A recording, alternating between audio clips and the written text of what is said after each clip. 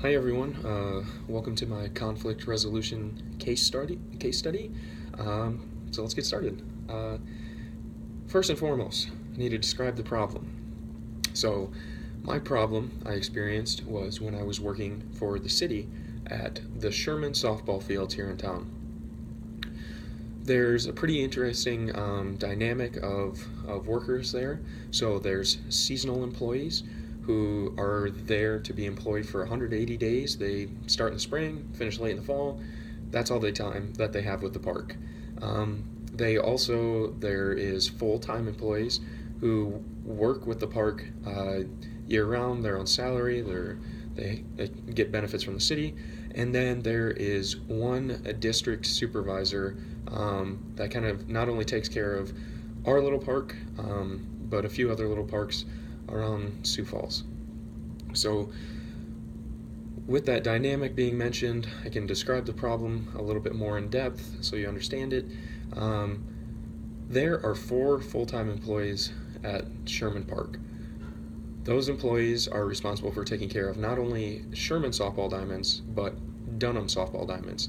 So there's 2 completely separate sets of ball diamonds. Well, there are 4 full-time employees, and 2 believe that Sherman Park should be a priority because it's a high school field. We have a majority of our traffic and going through that park, and the other 2 believed that Dunham Park was the priority because of the fact that it was a lesser quality park. It was the park that needed the most work. It needed to be revamped. And so, because of that, they decided to use the seasonal employees as pawns. They created a lot of confusion amongst the seasonal employees as they fought back and forth over which employees they were going to get, where those employees were going to work, whether or not it was Sherman Park or Dunham Park. And then, in addition to that, the district supervisor came in weekly to sit down and have a meeting with the full-time employees before the problem even existed. But now the district supervisor would only come in to discuss the problem about balancing the workload between Sherman and Dunham as opposed to completing other higher priority tasks and discussing them with the full-time employees that they wanted them to accomplish within the week. So, now that you understand the problem, I can describe how the conflict affected productivity. So I'll start with the seasonal employees. With the seasonal employees, they struggled with knowing which full-timer to listen to.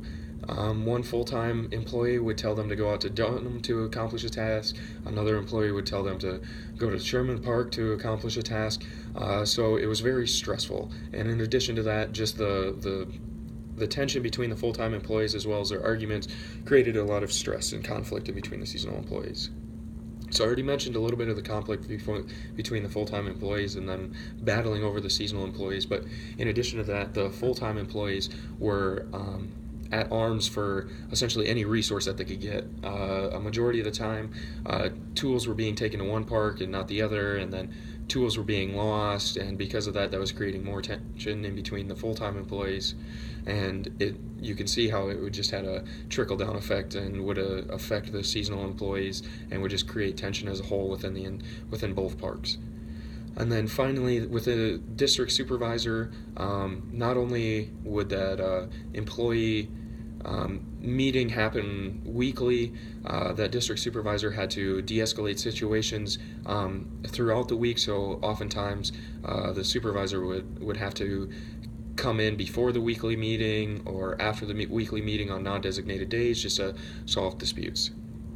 So, how has the conflict affected the productivity of the employees? Seasonal employees, I mentioned the mass confusion and the fact that they weren't sure what tasks to accomplish and when. So not only did they not accomplish a lot of tasks because of the confusion in general, a lot of times they often avoided the full-time employees because it's a large park. They just kind of wandered off so that way they didn't have to run into either one of them and they could get away with basically doing whatever task they saw fit for the day.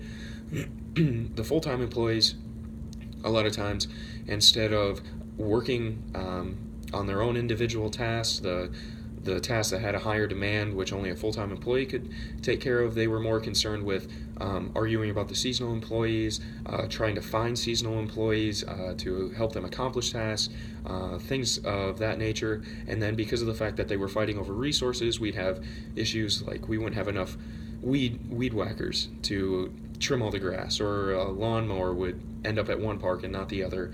And so there was a lot of confusion and conflict there. And then, as I mentioned before, the district supervisor visited weekly prior to the problem, but as soon as the problem escalated, she took time away to have more meetings with the full-time employees at Sherman. And because of that, that was just something extra that she had to worry about. So the high priority tasks that she would normally inform the full-timers about weren't getting addressed, and she wasn't able to distribute her time appropriately to the other parks that she had to deal with within the district. So what kind of past strategies were implemented? This problem was an ongoing problem over the course of about 2 or so years. I didn't stay with the city to see it finish out through its entirety, to see the actual resolution of the problem, but being there for 2 years and seeing this conflict being ongoing, I saw a multitude of different strategies that were attempted. So the first one that the district supervisor attempted, and the full-timers attempted, and the seasonal employees attempted, was avoiding. Everybody just tried to ignore the problem and assumed that it was just a weird weekly thing where maybe somebody got a little stressed out because of the heat or something of that nature, and if I just stay away from it, it's gonna get all resolved, somebody else is gonna figure it out. So I'd rank that a 1 out of 10. It was ultimately ineffective, and while it was relieving at times to get away from some of the problem, it did not solve any of the problem, and that's not good. So the next one that I saw was forcing, which worked for a short amount of time. The district supervisor forced seasonal employees to go to certain parks. She gave all the power to the full-time employees to kind of tell each employee where to go, and then she told each full-time employee how often they would have to work with each seasonal employee and at which park. So it was a lot of people just barking orders down the tree, and at the end of the day, while it was slightly more effective than avoiding in general, I would rank that a 2 out of 10 because it was ultimately ineffective, and inevitably it ended up creating an even bigger problem, creating even more stress within the employees, and because of that, things got pretty hectic. So after that, the district supervisor saw that avoiding and forcing wasn't working and tried to be more accommodating. So she designated days for when people would work where, and so that meant that on Tuesdays and Thursdays, seasonal employees were out at Dunham. Monday, Wednesday, Fridays, the seasonal employees were at Sherman. Depending on where the tournament was for the week would determine how much more the seasonal employees were at each specific park. And while that was the most effective out of the 3 past strategies that were implemented, it was ultimately ineffective in resolving the scenario over the long run. So I would rank that a 5 out of 10. We did see a lot more productivity and a lot less conflict over that period of time where accommodating was being implemented, but at the end of the day, it did not resolve the conflict. So that brings me to a point where I have to determine an action plan. So, as I've already previously stated, I've defined the problem, which is step number 1 in problem solving. So, 4 full-time employees fighting over resources and other employees, and 1 district supervisor trying to manage those 4 employees and seasonal employees between 2 different parks while still trying to accomplish maintaining and progressing each park in its look. So, analyzing the problem. The conflict affected everyone, and it affected productivity. So there was stress for everyone, as mentioned before.